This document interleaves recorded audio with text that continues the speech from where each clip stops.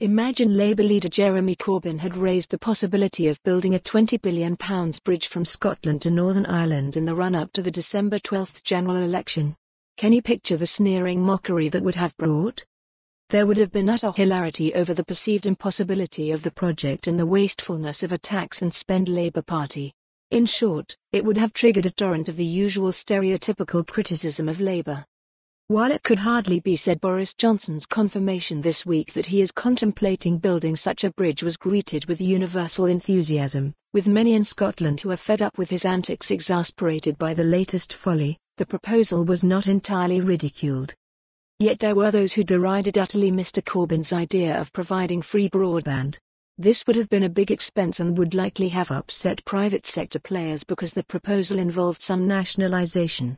However, at least you could see potential benefits, in terms of productivity and social inclusion, the latter being particularly pertinent at a time when the Tories plan to wilfully limit the UK's workforce by, as Mr Johnson puts it, bearing down on immigration. Free broadband was a proposal that was, at the very least, worthy of debate.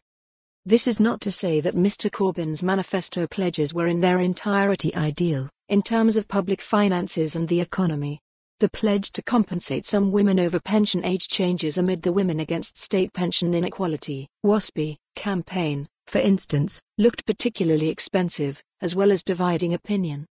And Mr Corbyn could have proposed radical measures to combat some of the social and economic damage done by the Conservatives with their grim austerity, without spooking those in business in the way that he did. However, the fact that Mr Johnson's bridge idea attracted a degree of relatively supportive coverage, and certainly received a much more positive hearing than that given to many big Labour policies ahead of the election, highlights a major problem in the UK. This is a problem of perception. For all of the shambles of the last decade, the Tories are somehow still viewed by many as relatively good stewards of the economy and the public finances. This in many ways utterly beggars belief.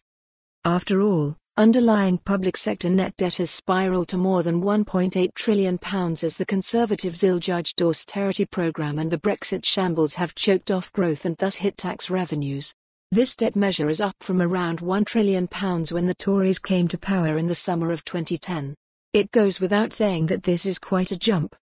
For the Tories to claim they have been good stewards of the economy and the public finances over the last decade is laughable. Unfortunately, for more on this story, visit the news article link.